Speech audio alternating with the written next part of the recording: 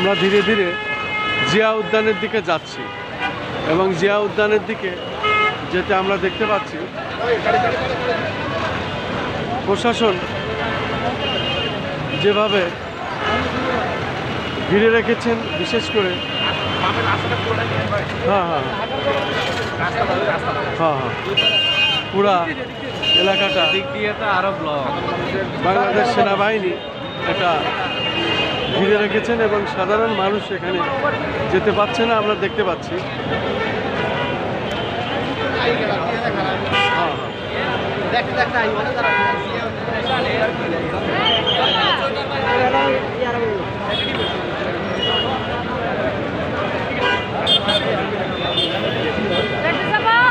আমরা এদিকে ঢুকতে পারবো না, কখন যেতে পারবো? 3 দিন পরে, শনিবার রবিবারে দেখা রবিবারে ওই গাড়িটা গাড়িটা থাকে ওই গাড়িটার বাইরে পুরো রাস্তা। শুধু দর্শক, আমরা এখানে বাংলাদেশ সেনাবাহিনী তাদের কাছে জিজ্ঞাসা করলাম, এখানে সাধারণ পাবলিক আর ঢুকতে পারবে না 2 দিন 3 দিন পরে। বাংলাদেশ সেনাবাহিনীর তরফ থেকে আমরা, প্রশাসনের তরফ থেকে আমরা যেটা জানতে পারলাম 2-3 দিন সময় লাগবে, তারপরে ওখানে ঢোকা যাবে। এখানে শহীদ প্রেসিডেন্ট জিয়াউর রহমানের কবরের পাশে কবর দেওয়া হয়েছে, বেগম খালেদা জিয়ার কবরস্থ হয়েছে এবং তার পরের দৃশ্যটি আমরা দেখতে পাচ্ছি। আমরা এসেছি জিয়া উদ্যানের দৃশ্যটা। ও আচ্ছা আচ্ছা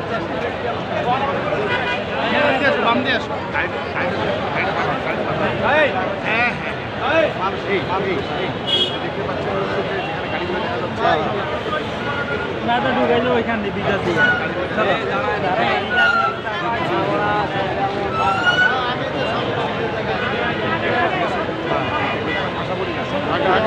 দেখাই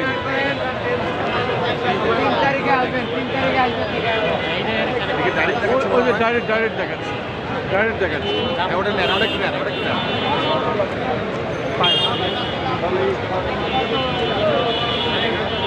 এবং আমরা স্ক্রিনে দেখতে পাচ্ছি কবর দেওয়া হয়েছে, স্ক্রিনে আমরা দেখতে পাচ্ছি।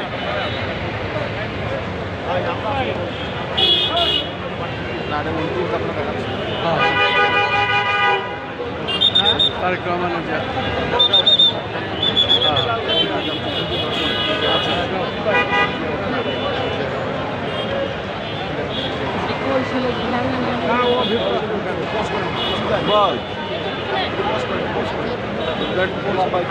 না এখন আর পোস্ট করা যাবে না, ওই যে এখন ফিরে যাচ্ছে। আমরা দেখতে পাচ্ছি, আমরা স্ক্রিনে দেখতে পাচ্ছি, আমরা সরাসরি হয়ে গেছে ওই যে মাটি ছিল দেওয়া হয়ে গেছে, সেটা দেখছি।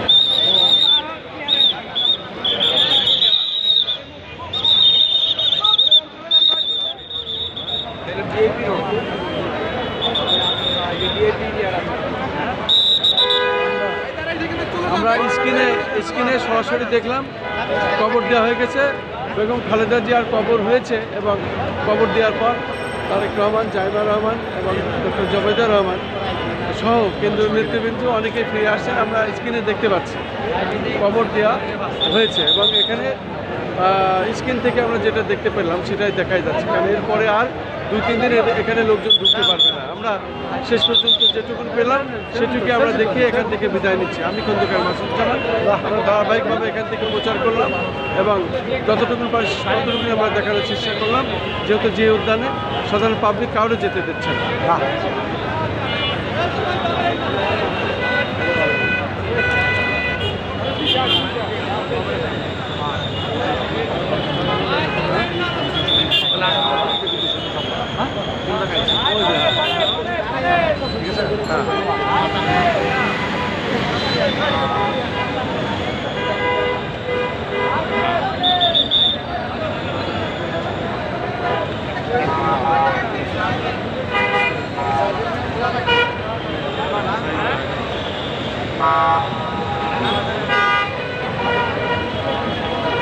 আমরা জিয়া উদ্যান, বিজয় সরণি এবং এখানে স্ক্রিনে যেটা দেখলাম আমরা তারেক রহমান সহ কবর দেওয়া হয়েছে এবং কবর সমাপ্ত হয়েছে। এরপরে আমরা এখন এখান থেকে ফিরে যাব ইনশাল্লাহ।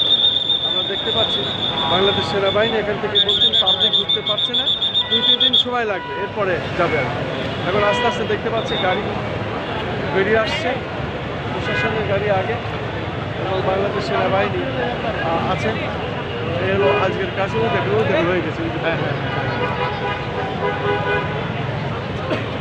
হ্যাঁ, মানে ওদের বিজয় অনুষ্ঠান।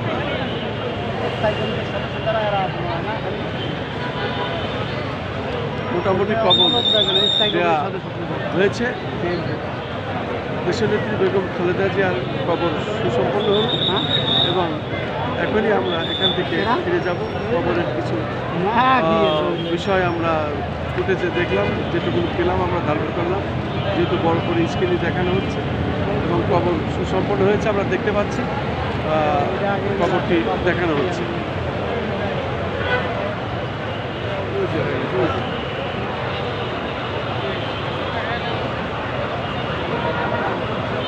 শুধু দর্শক মোটামুটি আমরা যতটুকুনি পেলাম এই পর্যন্তই আমরা আজকে সমাপ্ত করছি এবং আবার পরবর্তীতে আমরা যখন যেতে পাবো তখন সেটাই আমরা দেখাবো। তবে খবর দেওয়া হয়ে গেলেও আমাদের দাবি একই থাকবে এবং সেটাই হলো আগামীতে তারেক রহমানের প্রধানমন্ত্রী হিসাবে দেখতে চাই এবং তার মা বাবা যে কাজগুলো বাদ রেখেছিলেন সেই আদর্শ নিয়ে বাকি কাজটা উনি সমাপ্ত করবেন। এবং সেই সাথে আমাদের শেষ কথা হলো আমরা এই গণতন্ত্রের জন্য যিনি লড়াই সংগ্রাম করে আজকে জীবন দিলেন এবং গণতন্ত্রের উপরেই তাকে নোবেল দেওয়া হোক এবং নোবেল পুরস্কারের জন্য আমরা দাবি জানাচ্ছি যে এই আপসীন দেশনেত্রীকে নোবেল দেওয়া হোক এবং এবং সেই নোবেল সঠিক পরিপূর্ণ প্রতিষ্ঠিত হোক। সেই সাথে আগামীর প্রধানমন্ত্রী উনি হোক এবং সেই সাথে দেশের বেগম খালেদা জিয়া আপসীন নেত্রীকে শান্তিতে বা যে কোনো উপরে এটার উপরে আপসীন নেত্রীর উপরে তাকে নোবেল দেওয়া হোক, এই দাবি আমরা জানাচ্ছি এবং এই দাবি জানিয়ে আমরা শেষ করছি। এবং খালেদা জিয়াকে নোবেল পুরস্কার দেওয়া হোক বিশ্ব নেত্রী হিসাবে এবং সে গণতন্ত্রের জন্য এবং গণতন্ত্রের জন্য জীবনদানকারী এবং সেই সাথে আপসীন নেত্রী হিসাবে তাকে নোবেল পুরস্কার দেওয়া হোক। এইখানে আমরা শেষ করছি। আসসালামু আলাইকুম। উনি তো বিশ্বের মডেল হয়ে থাকবেন এবং বিশ্বের ইতিহাস হয়ে থাকবেন। আজকে লাখ লাখ না, শুধু কোটি কোটি লোক ওনার জানাজা অংশগ্রহণ করেছেন। এতেই মনে হয় এবং এতেই প্রমাণ হয় যে উনি বিশ্ব নেতা এবং বিশ্ব নেত্রী এবং তাই ওনাকে নোবেল দেওয়া হোক এবং নোবেল পুরস্কার দেওয়া হোক গণতন্ত্রের জন্য এবং আপসীনের জন্য, এই গণতন্ত্রকে এগিয়ে নেওয়ার জন্য ওনাকে নোবেল দেওয়া হোক এবং নোবেল পুরস্কারের জন্য দাবি জানাচ্ছি। আমি খন্দকার মাসুদুজ্জামান, আমাদের চ্যানেলগুলোর পক্ষ থেকে আজ এখানে আমরা সমাপ্ত করলাম। আসসালামু আলাইকুম।